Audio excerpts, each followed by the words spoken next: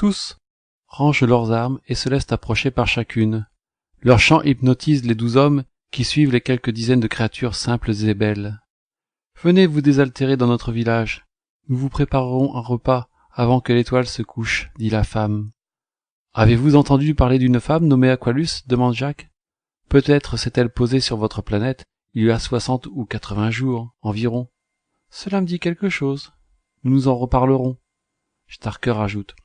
Pouvez-vous m'expliquer pourquoi notre vaisseau a été capté par la planète? Possédez-vous un rayon capteur aussi puissant?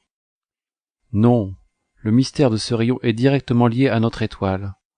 Au moment de l'aurore, tout ce qui passe dans les environs de notre planète est sans distinction attiré. Cela peut être des astéroïdes, mais aussi des vaisseaux comme le vôtre. Ce phénomène s'arrête au crépuscule. Une masse magnétique colossale est peut-être enterrée dans le sous-sol de l'astre.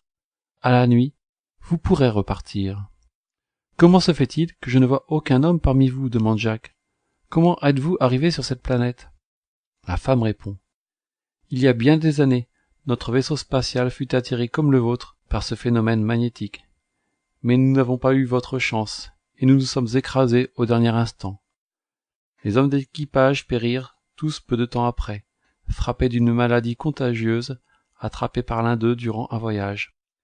Cette maladie touchait exclusivement le sexe masculin, et ce mal fut éradiqué lorsque le dernier mourut. Nous nous sommes retrouvés seuls ici, cela fait maintenant 20 ans. Mais si vous êtes seul, sans homme, comment peut-il y avoir parmi vous autant de jeunes femmes avec tant d'années passées? Et comment se fait-il qu'autour de moi, il y ait parmi vous 2 ou 3 femmes enceintes? Oui, bien sûr. Les hommes sont morts, mais il y a parmi nous des généticiennes, et après leur disparition, nous avons eu l'idée de garder d'eux des échantillons génétiques. Dernièrement, nous avons réussi à féconder 3 d'entre nous, parmi les plus jeunes. Starker trouve un peu étrange leurs expériences, et se demande ce que cela cache. Il commence à se demander si lui et ses hommes sont si bienvenus. Venez vous restaurer. Nous avons rarement des visiteurs. Suivez-nous à la place du village. Ensuite, vous repartirez cette nuit. Des dizaines de femmes, toutes plus belles les unes que les autres, s'affairent à mettre le couvert sur une table improvisée au bout d'un aileron de vaisseau ancien. Leurs maisons autour sont d'aspect simple, sauf un bâtiment de couleur grise, au fond, aux petites fenêtres rondes, vestige d'un vaisseau échoué. Quelle est cette construction? Demande Jacques. Ça, c'est notre hôpital. Vous avez un hôpital pour une communauté si réduite? Pour quelle raison? Je serais curieux de le visiter. Vous le visiterez, dit-elle d'un ton sûr. Passons à table, il se fait tard. Starker dit à Jacques, je n'ai pas faim, je vais retourner au vaisseau. Nous devons être prêts à partir cette nuit. Mais nous devons nous assurer qu'Aqualus n'est pas ici, sur cette planète. Jacques, je ne ressens pas sa présence. Mais questionne nos amis. Elles en savent peut-être un peu plus. 6 hommes sont restés sur le Conquérant. Starker, en emmenant 4 autres, dit à Jacques. Jacques, ne perds pas de temps. Rejoins-nous après le repas. Si Aqualus est ici, nous partirons à sa recherche demain matin. Sinon, nous décollons cette nuit. Starker retourne au vaisseau. Le sentiment de la blessure encore vive de Clara qui le tourmente. Le contact avec ces femmes aurait pu le subjuguer, mais non. Clara reste vraiment sa moitié. Il a la sensation étrange de ressentir parfois sa présence, surtout lorsqu'il doit prendre des décisions, comme il l'a fait actuellement. La femme insiste pour qu'il reste à dîner. « Monsieur Starker, restez avec nous. »« Je vous remercie, madame. Madame ?»« Appelez-moi Alia. »« Merci, Alia. Mais je n'ai pas le cœur à cela. » Il quitte le village. Jacques aussi aimerait que son ami reste, mais il comprend le motif de son départ. Jacques remarque qu'Alia semble attristée du départ de Starker. « Vous semblez déçu que mon ami soit parti. »« J'aime donner du plaisir aux hommes. » Starker a un terrible chagrin qui le ronge. Comme vous d'ailleurs, je l'ai ressenti. Je peux vous faire oublier totalement vos peines. Laissez-vous aller, demain vous aurez tout oublié. À ces mots, Jacques frissonne. Il se souvient trop d'Elvie. Non, il résistera. Pas question de céder à ces sirènes. Je vous avertis, Alia, il n'est pas question pour moi de partager votre couche. Mais pour moi non plus, rassurez-vous. Sur ces mots, des femmes viennent servir des plats variés sur la table des invités. Sur quelle planète sommes-nous? Demande Jacques. Lorsque nous sommes arrivés, répond Alia, cette planète inconnue n'avait pas de nom, et par usage, nous l'appelâmes ici. Ce nom est resté ici, tout simplement. Jacques, pris de confiance pour ses femmes, se laisse aller à partager un repas sans limite, oubliant de prendre des nouvelles sur l'arrivée possible d'Aqualus. Au crépuscule, alors que les hommes sont gavés de nourriture, les femmes se mettent à chanter des hymnes merveilleux à la gloire de la naissance des enfants, et, sans prendre garde, Jacques et ses hommes s'endorment. Ils ne se sont pas aperçus que leur nourriture était droguée. Les somnifères faisaient aussi partie de la fête. Quelques instants après, sortent de l'hôpital des brancardières tout aussi féminines les unes que les autres, qui chargent les 7 corps inertes sur des civières et les emportent. Jacques se réveille. Il ouvre les yeux. Il voit autour de lui tout un staff, comme des chirurgiens qui se préparent à une intervention. Il distingue le bloc opératoire autour de lui. Mais que font-elles, se dit-il? Où est le patient? L'une d'elles s'approche avec une sorte de broche à griffes, munie d'une tige de 15 centimètres en son centre. Le regardant, elle dit: « Il faut faire vite, celui-ci se réveille déjà, tenez-le !» 2 assistantes se précipitent et attrapent avec force sa tête. À cet instant, la femme plante la broche sur son front. La tige fine s'enfonce de toute sa longueur dans son cerveau. Jacques perd connaissance. À son réveil, Alia est à son chevet, coiffée d'un casque étrange, et lui caresse la tête lui disant: « Ne craignez rien, ce n'est pas douloureux. Bientôt, vous n'y penserez plus, et serez délivré de toutes vos pensées. Je vous l'avais promis tout à l'heure. » Jacques passe sa main sur son front et sent la broche. « Nous vous avons posé un capteur éthérique afin de vous prendre toute votre vitalité pour pouvoir donner vie aux 3 enfants dont vous avez vu les futures mères tout à l'heure. Votre chance est qu'en donnant votre vie, vous serez un peu leur père. Votre fluide se répandra aussi en nous toutes. À partir de maintenant, chacune de vos pensées est créatrice. Vous allez en sentir les bienfaits dès maintenant. Regardez-moi, regardez le fond de mes yeux et pensez, pensez !» À ce moment, Jacques, posant la main sur son front, se met à penser. Mais que m'ont-elles fait? Alia, je vouais de toutes mes forces. Il faut que je me sorte de là. En même instant, Jacques ressent l'influx de son corps, le quitter, et aussi une sensation de plaisir inouï l'irradie. Mais quel système pervers a-t-on implanté en lui? Voyez-vous, Jacques, dit Alia, ce n'est pas difficile de prendre du plaisir. Vous allez prendre du plaisir à vous vider de votre force vitale. Demain matin, vous ne serez plus qu'une enveloppe vide, mais grâce à vous, moi et mes compagnes pourrons garder notre beauté. Vous partagerez notre vie à jamais. Continuez à penser. Regardez-vous déjà dans ce miroir. Elle lui en tend un. Jacques se penche dessus et voit que ses cheveux ont blanchi. Des rides apparaissent. « Pourquoi voudriez-vous vivre dans une enveloppe aussi mortelle ?» lui dit Alia. « Alia, libérez-moi, laissez-moi partir, je ne veux pas mourir. » « Mais vous êtes libre, Jacques. Ce n'est pas une prison ici. La porte de votre chambre reste ouverte, et si vous souhaitez vous traîner dans votre corps, ne pensez plus jamais. Je vous quitte. Je dois aller voir encore 3 de vos camarades. Ils ne se sont pas encore réveillés. Les autres ont par contre déjà compris leur avantage. » Alia sort de la chambre, et Jacques reste seul, encore allongé sur le lit. Une autre pensée monte en lui. Il imagine les autres hommes, comme lui, mourant sur leur lit. La peur s'empare de lui, mais à cet instant, la force le quitte avec la même intensité que son effroi.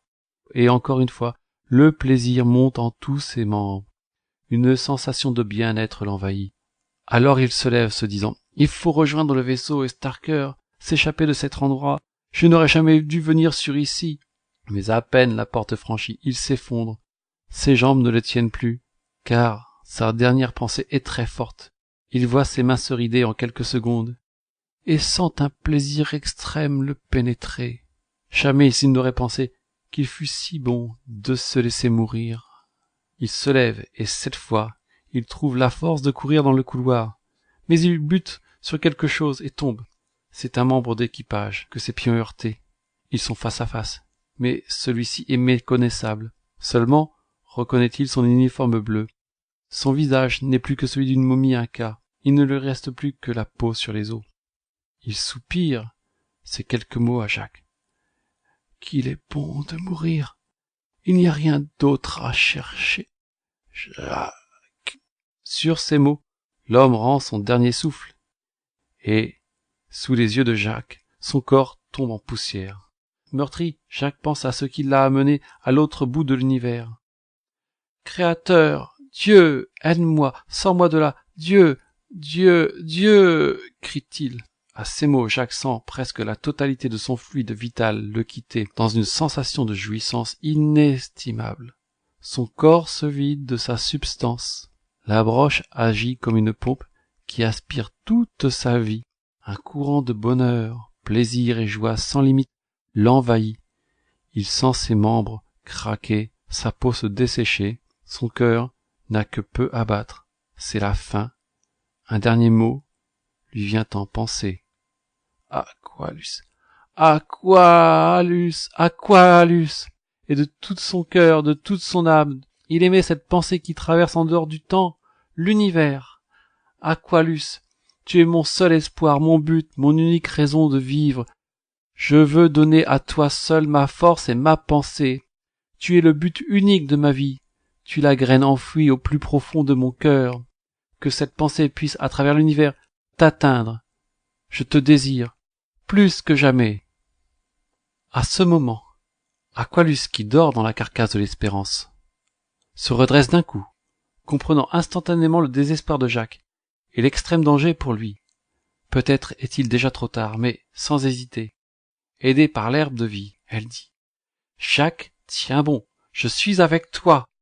Alors elle élève son esprit au-dessus de la planète, de son étoile, et bientôt au-dessus de la galaxie.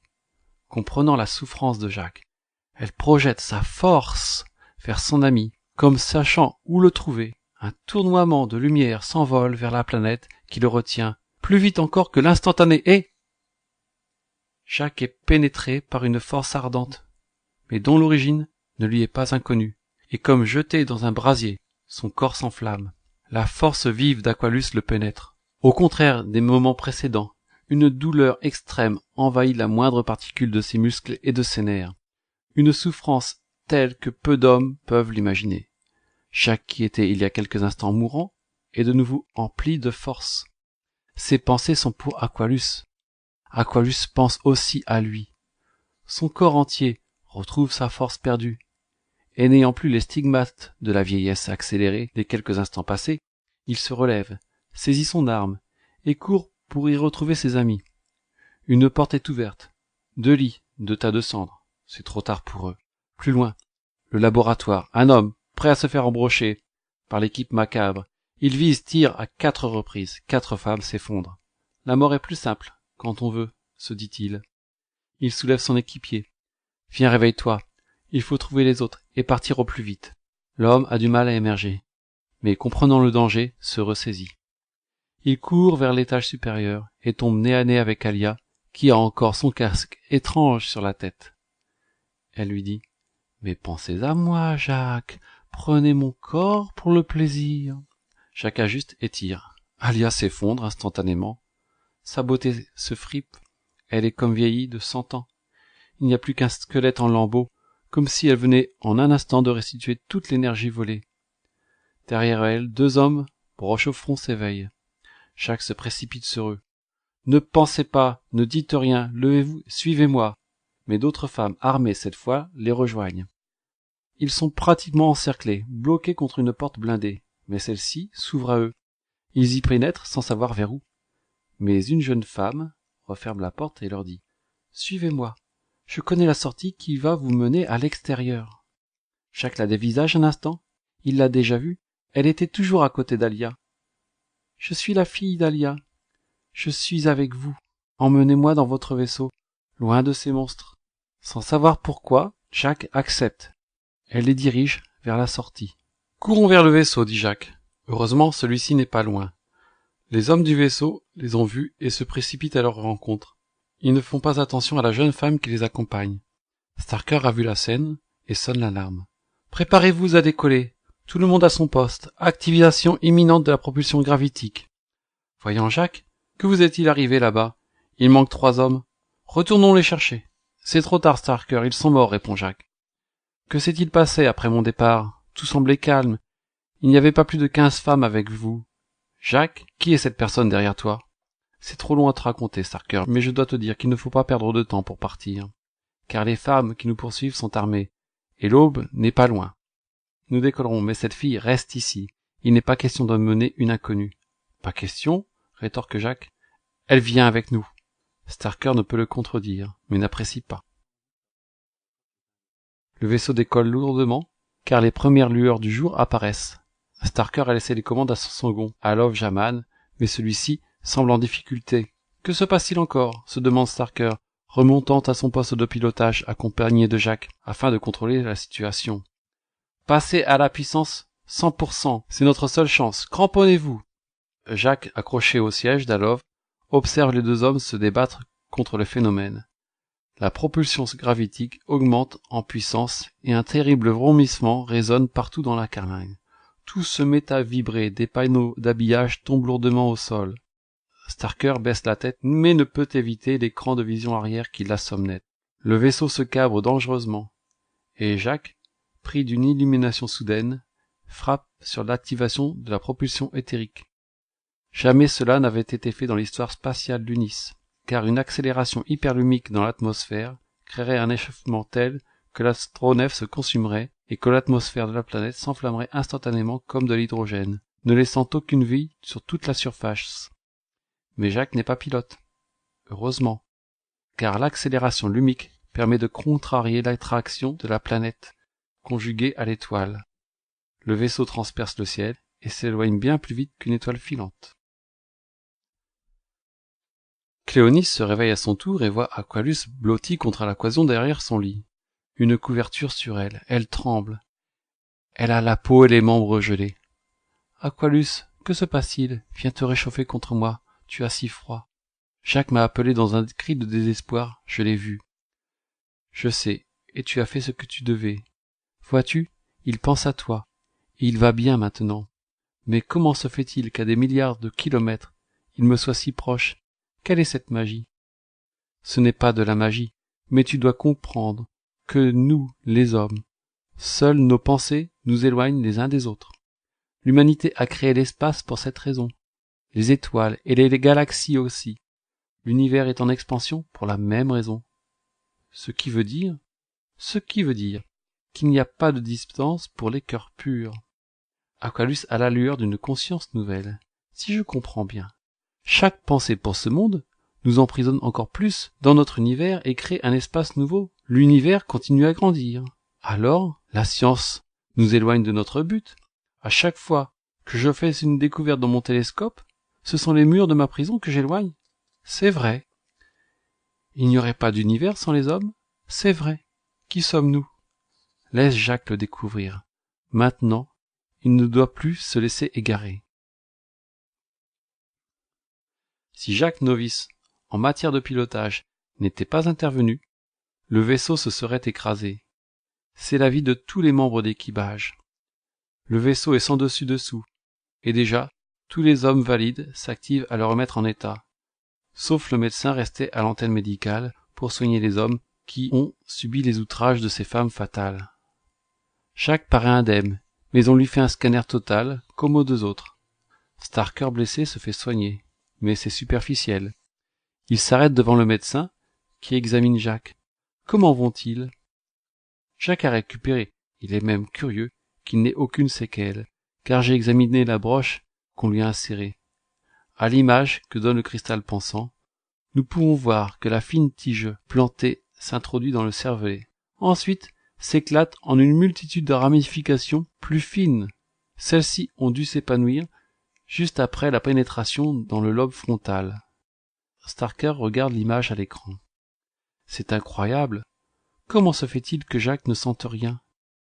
Le métal qui compose ces broches est constitué de magnétome, qui n'est aucunement conducteur électrique, mais par contre supraconducteur éthérique, comme la tête qui la termine sur le front et qui agit comme émetteur. À quoi cela sert-il? Demandez à Jacques. Il en connaît l'explication. Lorsque Jacques alité dans la salle des soins retrouve son ami, il lui raconte tout ce qu'il a enduré et vu. Mais il s'inquiète pour les autres qu'il a sauvés de justesse. Starker demande au médecin s'il est possible d'extraire ses broches. Et là, celles-ci sont incrustées si profondément que s'il les déplaçait de quelques dixièmes de millimètre, cela pourrait les tuer. Il est plus prudent de les laisser.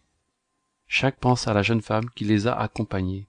« Où est la personne qui nous a suivis ?»« Je l'ai faite enfermer dans une chambre isolée, » répond Starker. « Elle est sous surveillance. Je me méfie d'elle. Il suffit de voir les dégâts que ces femmes ont faits sur vous. »« Starker, emmène-moi auprès d'elle. » Starker conduit Jacques vers la cellule de sa prisonnière, s'arrête un instant et se retourne vers lui. « Merci, Jacques. Merci pour nous tous. »« Merci pourquoi ? » ?»« Un grand merci parce que ton inexpérience nous a été salutaire. Jamais un pilote n'aurait manœuvré comme tu l'as fait lorsque nous étions en difficulté au-dessus de la planète. Tous les hommes te sont reconnaissants. » Jacques ne sait quoi dire. Il en rougit. Arrivé devant la chambre, où deux hommes montent la garde, Jacques dit « Laissez-moi seul avec elle. » Starker est hésitant. Il y a eu déjà assez de morts aujourd'hui. N'aie crainte, elle est inoffensive. Je sens qu'elle était sincère tout à l'heure. D'ailleurs, elle nous a sauvés. Dans un coin apparaît la jeune femme, blottie et tremblante. Jacques s'introduit doucement dans sa prison. Il s'approche. « Ne crains rien, je suis ton ami. Nous ne te voulons aucun mal, je m'appelle Jacques. Et toi, quel est ton nom ?» Un instant de silence. La jeune fille sanglote, elle est terrorisée. Jacques se rapproche d'elle et lui caresse légèrement le visage. Elle se détend un peu, lève les yeux, le fixe quelques instants. Jacques se sent comme radiographié. Mais qu'y a-t-il en elle ? Elle regarde à travers moi, pense Jacques. Tu n'es pas l'Unis. Je sens que tu es plus qu'un étranger. Tu sembles perdu dans l'univers. C'est vrai, lui répond Jacques. Tout le monde m'appelle Noëz. Noëz ? C'est original. Je n'ai jamais connu ce prénom ailleurs. Elle sourit. Jacques aussi à son tour, et il lui dit. J'ai été un jour comme toi, séparé des miens.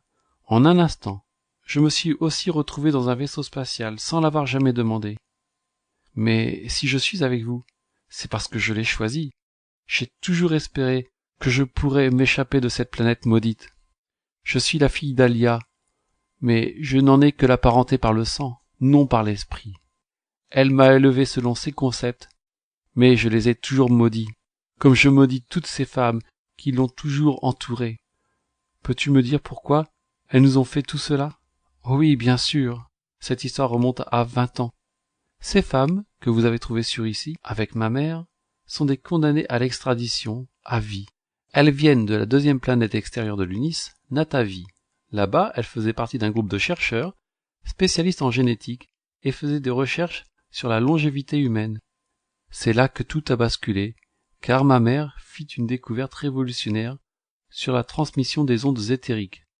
Elle comprit comment absorber la force vitale d'un être vivant pour la transférer dans un autre. Au début, elle le fit sur des souris. Cela amusait ses collègues. Mais un jour, il lui vint l'idée de le reproduire, grandeur nature, sur un homme. Elle trouva un jeune homme un peu attardé mental. Avec la complicité de quelques collègues féminines, elles prirent le cobaye, extrayant toute sa force vitale. Toutes profitèrent du pauvre attardé, et voyant les bienfaits du transfert, elles y prirent goût immédiatement. Quelques employés de l'Institut en firent les frais. Mais cela fut vite découvert, et elles furent toutes condamnées à la déportation sur une planète pénitentiaire lointaine. Dans le vaisseau qui les emmenait, ma mère réussit à séduire un homme qui était de passage, un voyageur ayant demandé à l'équipage de l'héberger le temps de réparer son vaisseau. J'en suis le résultat. Elle put se libérer avec d'autres au moment où le vaisseau fut happé par la planète d'où je viens.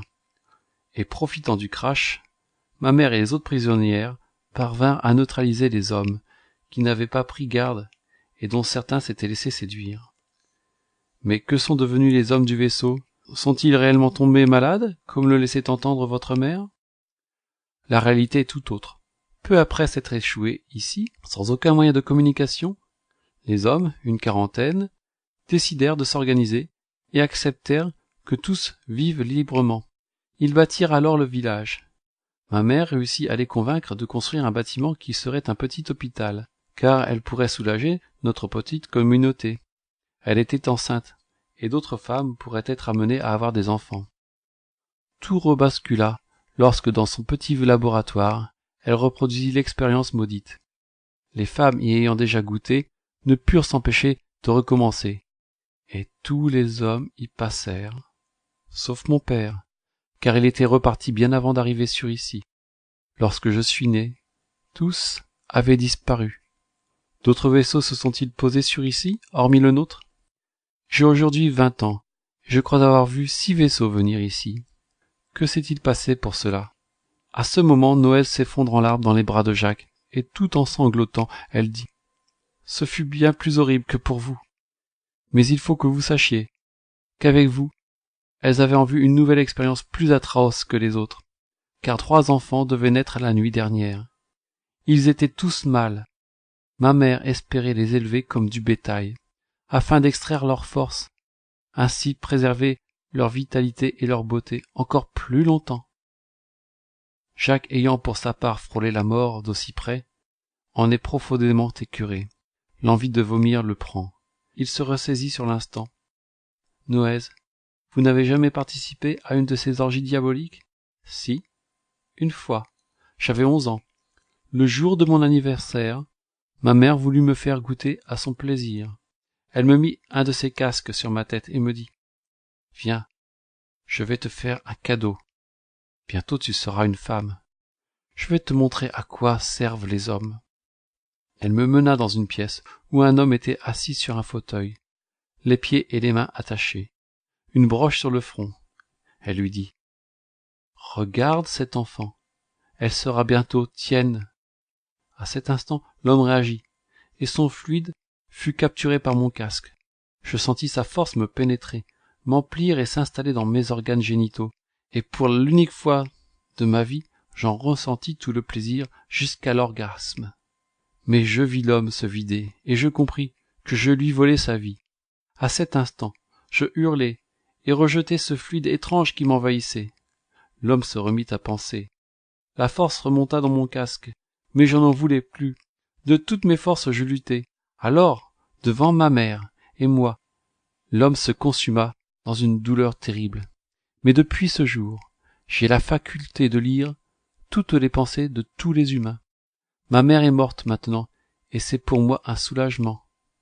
Jacques serre Noëz contre son cœur.